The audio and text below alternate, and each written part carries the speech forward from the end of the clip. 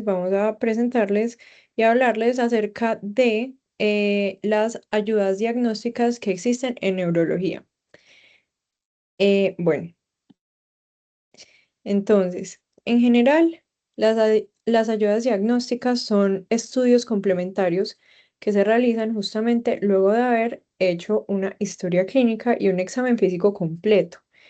Y justamente estos estudios lo que ayudan, pues a lo que nos ayudan es justamente para la evaluación clínica del paciente y para que justamente podamos confirmar un diagnóstico que empecemos a sospechar desde que hacemos la anamnesis.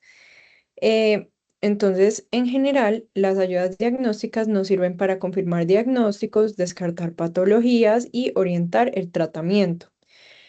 Por ejemplo, si un paciente tiene una sospecha de un accidente cerebrovascular, como lo vimos anteriormente, nosotros necesitamos neuroimágenes normalmente para diferenciar si se trata de un ACV isquémico o hemorrágico. Y como nuevamente lo vimos anteriormente, el manejo cambia completamente según lo que muestre la imagen. Entonces, existen diferentes tipos de ayudas diagnósticas y la primera de la que les vamos a hablar es acerca de los laboratorios. Entonces, justamente los exámenes de sangre pueden detectar infecciones, alteraciones metabólicas, trastornos de la coagulación o enfermedades autoinmunes. Estos son importantes justamente porque nosotros enfocando, digámoslo así, un síndrome que nosotros pensemos que es neurovascular, eh, muchas veces tenemos que descartar también otras patologías. Por ejemplo, una hipoglicemia puede simular una ACV. Entonces, obviamente el tratamiento cambia mucho frente si es pues si es una hipoglicemia lo que está teniendo el paciente o una ACV. Las alteraciones hidroelectrolíticas pueden producir convulsiones. Los anticuerpos autoinmunes también pueden ayudar a enfocarnos en enfermedades como por ejemplo la miastenia gravis o una encefalitis, por ejemplo. Em, Existen también muchas veces como que dentro de laboratorios hay como un apartado de pruebas genéticas. Las pruebas genéticas básicamente son aquellas que analizan el ADN de la sangre o de la saliva para diagnosticar trastornos hereditarios. Entonces, eso en neurología pues puede ayudar mucho justamente a identificar enfermedades hereditarias, como por ejemplo el Huntington, algunos tipos de epilepsia o neuropatías.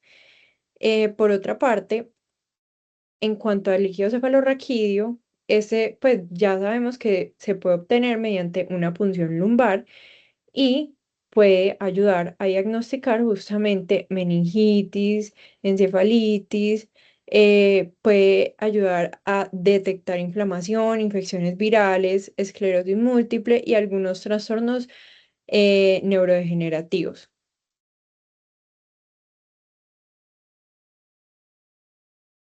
También tenemos las pruebas químicas y metabólicas en sangre. Estas básicamente van a permitir identificar enfermedades musculares o, por ejemplo, errores innatos del metabolismo que o sea, pues no se hayan detectado antes o que necesitemos nosotros como enfocarlos. Em, los exámenes de orina, por otra parte, son muy útiles para detectar toxinas, sustancias metabólicas anormales, proteínas relacionadas con enfermedad o signos de infección. Muchas veces, nuevamente, unos diferenciales, pues por ejemplo, del ACV, pueden ser justamente los tóxicos. Si llega un paciente inconsciente, nosotros también debemos pensar que de pronto está intoxicado, que tiene, por ejemplo, una sobredosis de benzodiazepinas o pues, o si tiene THC o cocaína, o si tiene escopolamina o anfetaminas. Listo. Entonces, estos exámenes justamente nos pueden orientar, digámoslo así, a ese enfoque de un paciente que esté inconsciente y nosotros no sepamos por qué está así.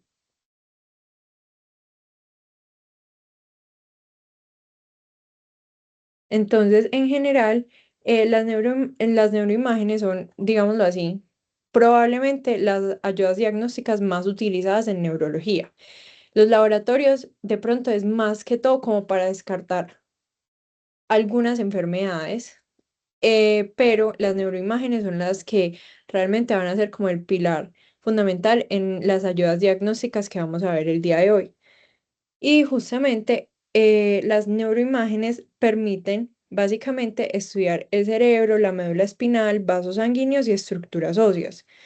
Entre estas podemos encontrar la radiografía simple, el TAC, la resonancia magnética, estudios Doppler y pues de angiografía. ¿Listo? Em, Acerca de la radiografía simple, hay que decir que realmente actualmente tiene menos uso en neurología comparada al TAC y a la resonancia, pero la radiografía sigue siendo útil, especialmente en contextos que no tengamos como pues como la posibilidad de hacerle un TAC de inmediato o de hacerle una resonancia de inmediato. La radiografía simple nos ayuda a identificar fracturas en el cráneo, alteraciones en la columna, cambios degenerativos y luxaciones también vertebrales o fracturas vertebrales. Por ejemplo, en estas radiografías realmente nos están mostrando más que todo como la anatomía normal. Si quieres pasa, pues excepto en si quieres pasa, un segundo. Y acá sí o sea, sí podemos ver realmente que, por ejemplo, en la imagen de la columna podemos ver una fractura. Y en la imagen, pues en las imágenes del cráneo, arriba podemos ver más que todo como metástasis y abajo una línea también de fractura.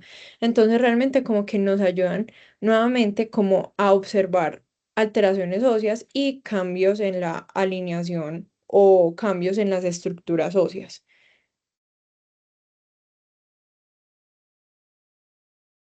Bueno, entonces esta diapositiva la pusimos como porque vamos a hablar de TAC y de resonancias en general. Y hay que saber que el TAC, que es lo que primero vamos a tocar, digámoslo así, tiene digamos, pues como unas cosas que permite ver mejor. El TAC realmente pues no permite ver muy bien como la anatomía, ¿cierto? Pero permite ver muy fácilmente el sangrado.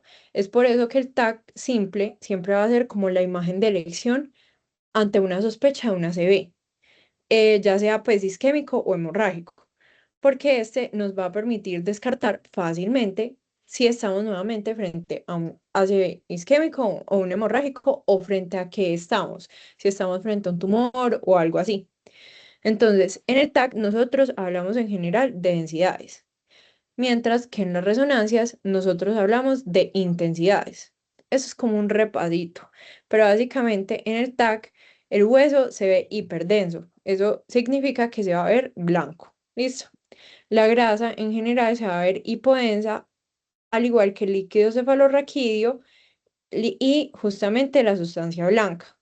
Todos estos tres se van a ver hipodensos. ¿Qué es lo que pasa? Que el líquido cefalorraquídeo en el TAC se ve muy negro. Listo. La sustancia blanca realmente se va a ver como negra y la sustancia gris se va a ver justamente, básicamente, como blanca. Entonces se va a ir hiperdensa. Entonces, si nosotros vemos como en la imagen de abajo, nosotros vamos a ver nuevamente que pues los ventrículos se ven justamente negros porque están llenos de líquido cefalorraquídeo, la sustancia blanca se va a ver como negra y la gris se va a ver básicamente como medio blanca. ¿Eso por qué nos ayuda? Eso nos ayuda porque si estamos frente a un ACV, por ejemplo, isquémico, nosotros vamos a ver en el TAC unas hipodensidades. ¿Listo? Entonces vamos a ver como unas zonas de isquemia, es decir, unas zonas más negras. En cambio, si nosotros vemos en el TAC, por ejemplo, una hiperdensidad, eso más probablemente nos está hablando de que si sospechamos que sea un ACV, que sea hemorrágico porque se va a ver blanco. ¿Listo? En cambio, en las resonancias, nuevamente lo que vamos a tener son intensidades. Em, esto ya, de ahorita de las resonancias vamos a hablar un poquito mejor. Entonces, si quieres, pasa, pasa, te volviste. Gracias. Listo. Entonces, la tomografía cerebral en general nos permite evaluar entonces la anatomía cerebral, la integridad ósea y del tejido cerebral. Nos permite ver justamente el sistema ventricular, los espacios epidural, subdural y subaracnoideo.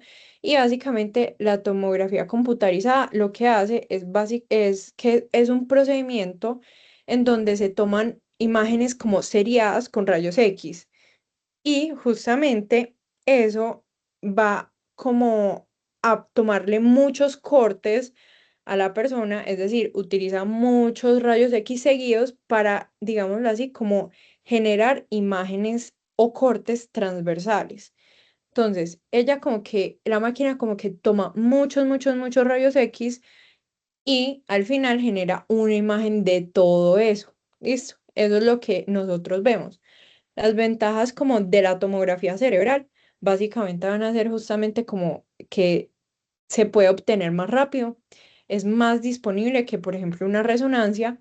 Se puede justamente evaluar muy bien si hay, pues, hemorragia o si hay un ACV, pues, nuevamente isquémico o hemorrágico.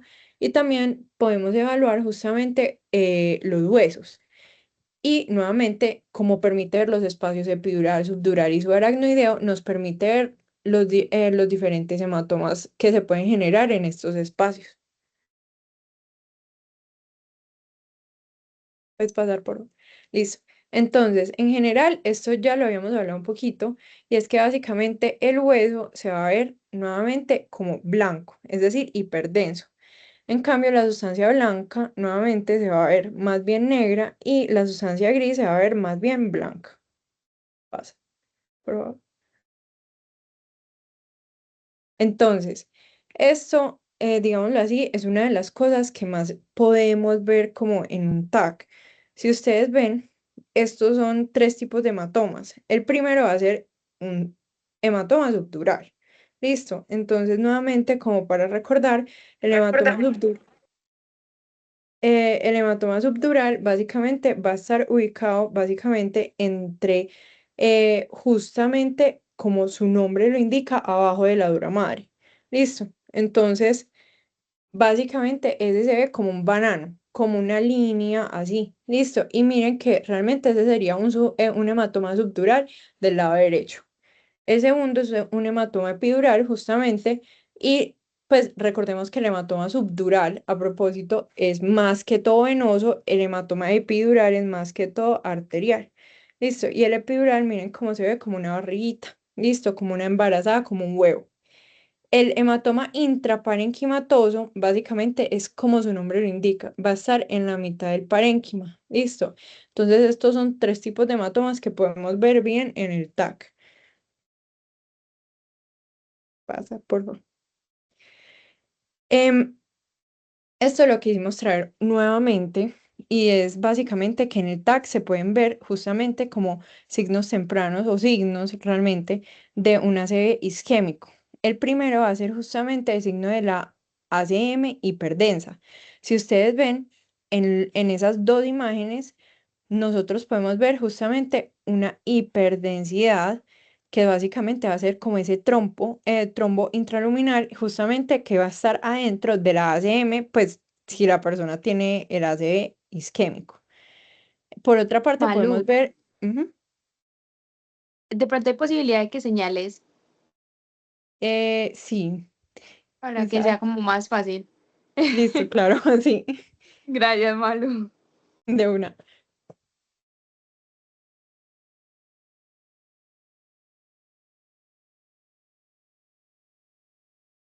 en puntero, o sea, pon presentación, vamos,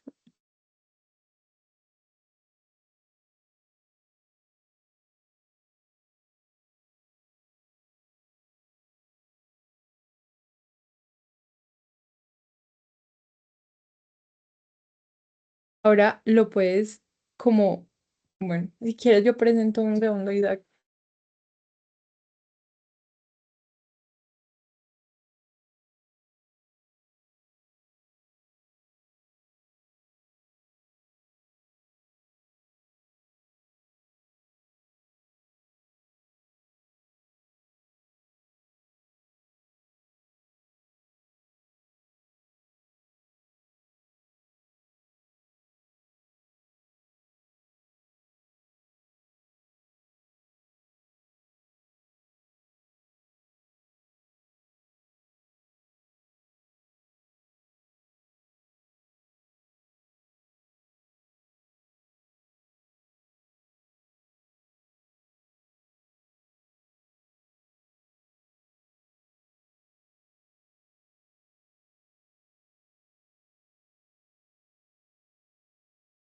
Listo. Ahí se ve el puntero. Sí, Malu, súper. Listo, de una. Perdón. Bueno, no, tranqui. Entonces, en general, en el TAC, pues nuevamente como para volverlos a señalar, este sería como el hematoma subdural. Si ustedes ven, miren que se ve como una lineecita, como si fuera como más alargada, y eso es justamente más que todo, nuevamente, como ya lo habíamos mencionado, por el espacio en donde está. Está en el espacio nuevamente subdural, es decir, abajo de la dura madre. Listo. El hematoma epidural, miren cómo se ve acá. Y es básicamente como que se ve como una, pues si nosotros lo vemos, se ve como si fuera un limón o como si fuera un huevo, es decir, se ve como más redondeado que este. Este se ve como más aplanado y alargado y este se ve como más redondo. El hematoma intraparenquimatoso, pues realmente sí lo podemos diferenciar como un poquito más fácil y es justamente porque está en la mitad del parénquima, listo. Y nuevamente miren que en el TAC los sangrados, es decir, estos hematomas se van a ver más bien hiperdensos, es decir, se van a ver blancos. Listo. Nuevamente, estos serían como los signos de ácido isquémico en el TAC y el primero de ellos es justamente el signo de la ACM hiperdensa. Si ustedes pueden ver, este de acá, que se está metiendo como por acá, por este surquito, esta sería la ACM. Listo. Y ahí se ve justamente como ese trombo en la mitad de la arteria. Entonces, por eso es que nosotros sabemos que justamente sería un ácido isquémico, porque en este y en este se ve justamente como esa hiperdensidad del trombo en la arteria cerebral media. Por otra parte, si nosotros nuevamente nos vamos como hacia acá, a este surquito, y buscamos la ínsula, nosotros podemos ver que, por ejemplo, en este lado, es decir, nuevamente esto sería derecho y esto sería izquierdo, en este lado izquierdo nosotros podemos ver que hay como una pérdida de la definición de la corteza. Entonces se pierde como esa definición básicamente de pues de la ínsula. Entonces, como nosotros perdemos la ínsula, eso también sería un signo de un ácido isquémico en el TAC.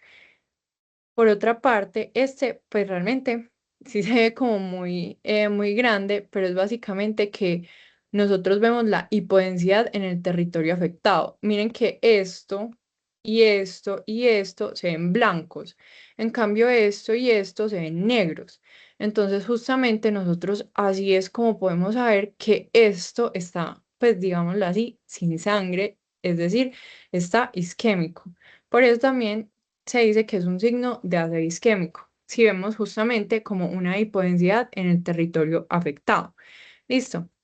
Y si también perdemos como esa diferenciación entre la sustancia blanca y gris, eso es otro, nuevamente, otro signo de ácido isquémico. Y si ustedes ven como acá, ay, perdón, si ustedes ven en esto, realmente esto y esto como que se ven del mismo color, o sea, realmente no se ve tan lindo como por ejemplo acá, que esto uno lo ve más negro que esto, en este no, o sea, en este realmente uno no puede diferenciar bien cuál sería realmente la sustancia blanca y cuál sería la sustancia gris. Mm, listo. Por otra parte, la angiotomografía es también como uno de los exámenes principales que nosotros pedimos en ACB. Y eso es porque nosotros muchas veces necesitamos saber qué territorio está afectado. Entonces, la angiotomografía es muy importante también, como por ejemplo para definir una trombectomía. Y justamente la angiotomografía es un protocolo del TAC, ¿listo? Es decir, básicamente es digámoslo así, una variante de la tomografía y nos permite evaluar justamente esa anatomía vascular. Y esto se hace por medio de la inyección del contraste. Entonces las indicaciones van a ser justamente las aneurismas, el ACV, las fístulas arteriovenosas, los vasoespasmos, el PRES, las vasculitis en el sistema nervioso central y, digámoslo así, también sirve un poco para confirmar la muerte cerebral. Si ustedes ven, miren que la angiotomografía realmente como que nos muestra es esto de acá. Es decir, nos tiñe básicamente con el medio de contraste, cómo podemos ver justamente como las arterias. Listo. Entonces, en general, pues en este solamente pues se podría ver un lado y en este también. Listo.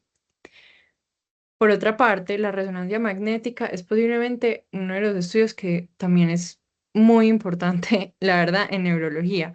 Y eso es justamente porque la resonancia magnética, como ya lo habíamos hablado, realmente nos permite diferenciar muchas cosas. Una de las cosas que nos permite diferenciar la resonancia magnética es que por medio de sus diferentes secuencias, básicamente nos permite diferenciar si hay una ACV, por ejemplo, lleva más de 4,5 horas o menos de 4,5 horas. Listo. La resonancia magnética, entonces, es una imagen que básicamente se forma por la interacción entre un imán y justamente la susceptibilidad magnética de los tejidos y luego es capturada por un dispositivo. Si ustedes ven, el TAC realmente son rayos X, muchos rayos X seguidos y tomados, pues digámoslo así, en varios cortes que generan una imagen. La resonancia magnética no utiliza los rayos X, realmente es un imán que genera justamente una imagen luego de que sea capturada por un dispositivo. Mm, La resonancia magnética en general tiene mayor resolución en los tejidos blancos que el ATAC y nos permite evaluar básicamente la sustancia blanca, la sustancia gris, el líquido cefalorraquídeo y zonas de isquemia nuevamente.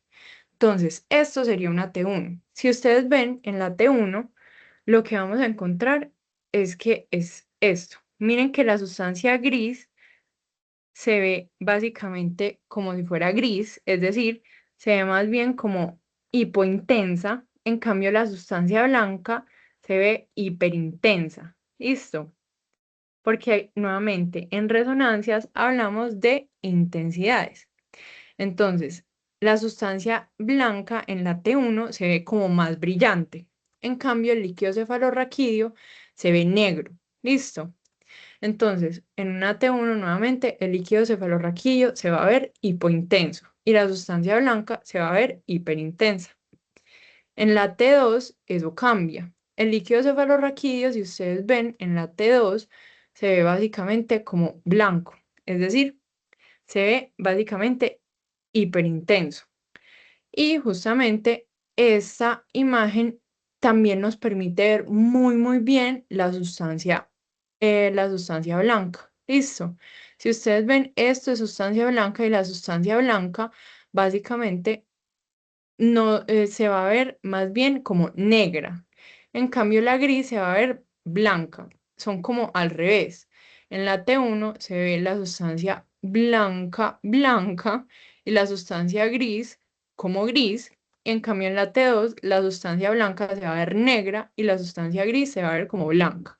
Listo. Entonces, miren que, por ejemplo, estos serían pues como los núcleos o ganglios basales. Listo, entonces esto sería sustancia gris. Y miren que esta secuencia permite evaluar muy bien como la anatomía.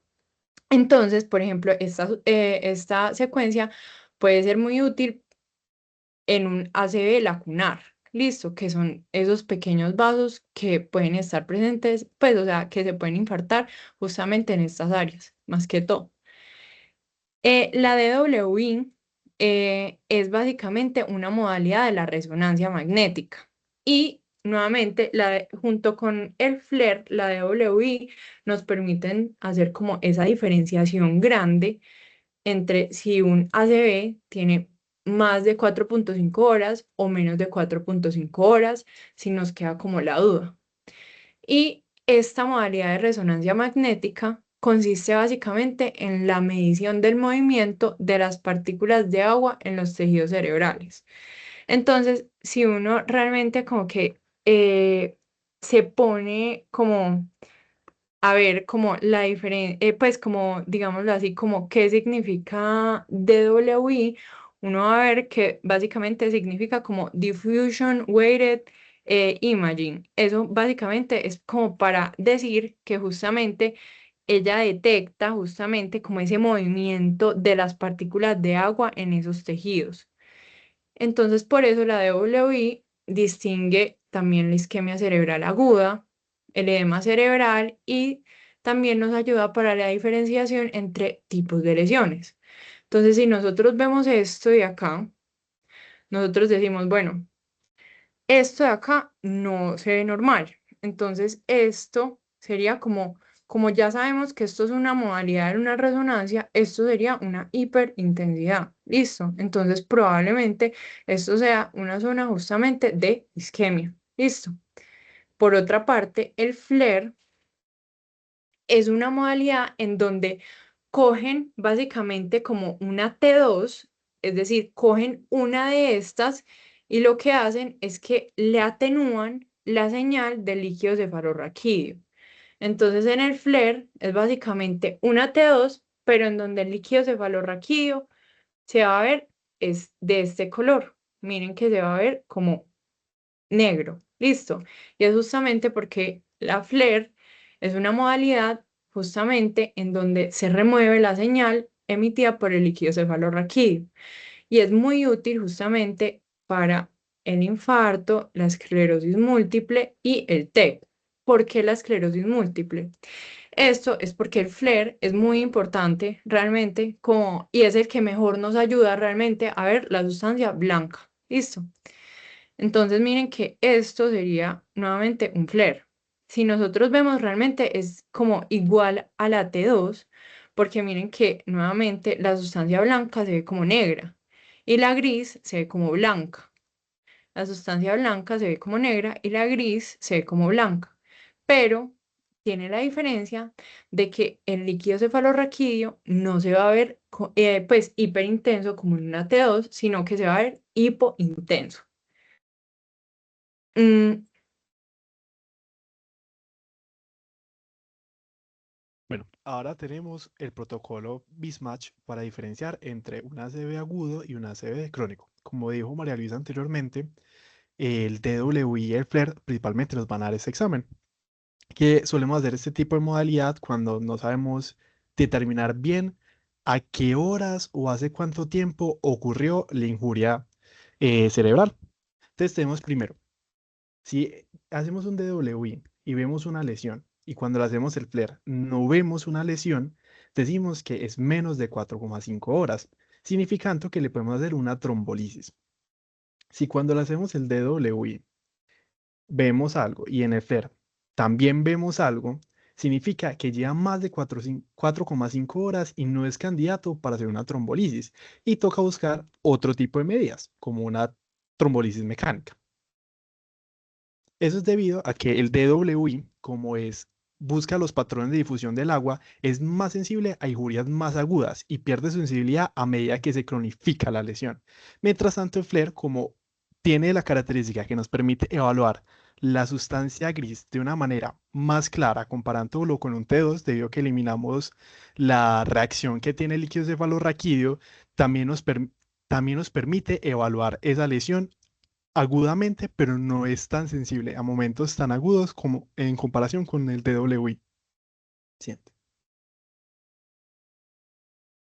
Y aquí tenemos unos signos de la trombosis de senos venoso. La primera que vemos con la flechita es una hiperintensidad. Eso significa que vemos una trombosis, significa que hay una trombosis del seno venoso cortical. En la imagen B podemos ver dos flechitas. El triangulito es simplemente que vemos una hipertensidad, de que vemos que está sobrecargado el seno recto. Pues el seno recto lo vemos hipertenso, que nos indica que hay una trombosis. Cuando vemos en el de abajo, esto significa que si hay una hipertensidad abajo, que vemos ese cosito llenito, es que hay una trombosis o hay una sobrecarga de la prensa de aerófilo. En la imagen C, si vemos otra vez la parte de atrás, vemos que hay una hipotensidad en esa hiperintensidad. Eso significa, este signo se llama signo del delta vacío, que ahí está el trombo. Significa que hay una sobrecarga y posiblemente hay una obstrucción dentro de la prensa de aerófilo. Siguiente. Ahora, cuando lo evaluamos a la resonancia, también podemos hacer una reconstrucción 3D de los vasos, de los senos del cerebro. En la imagen A podemos ver como una simetría entre los diferentes senos, entre el derecho y el izquierdo, indicando que hay una restricción del flujo del seno derecho, a comparación del seno izquierdo. Si cambiamos a un corte axial, podemos ver esa misma simetría, como el seno derecho, perdón, es más pequeño que el seno izquierdo. Aquí, en este TAC, cuando hicieron el angio-TAC, podemos ver que la trombosis de senos venosos también puede generar una hemorragia intraparietal. Aquí, como podemos ver en la imagen tipo A. La imagen B, C y D, podemos ver que hay una que se borró o hay una disminución del flujo en el seno sagital superior. Siguiente, por favor.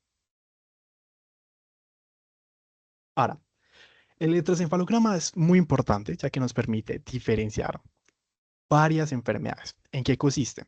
Ponemos distintos nódulos a través de varias posiciones del cerebro, siguiendo un protocolo llamado 2010, en el cual permitimos captar la información eléctrica o los patrones eléctricos del cerebro.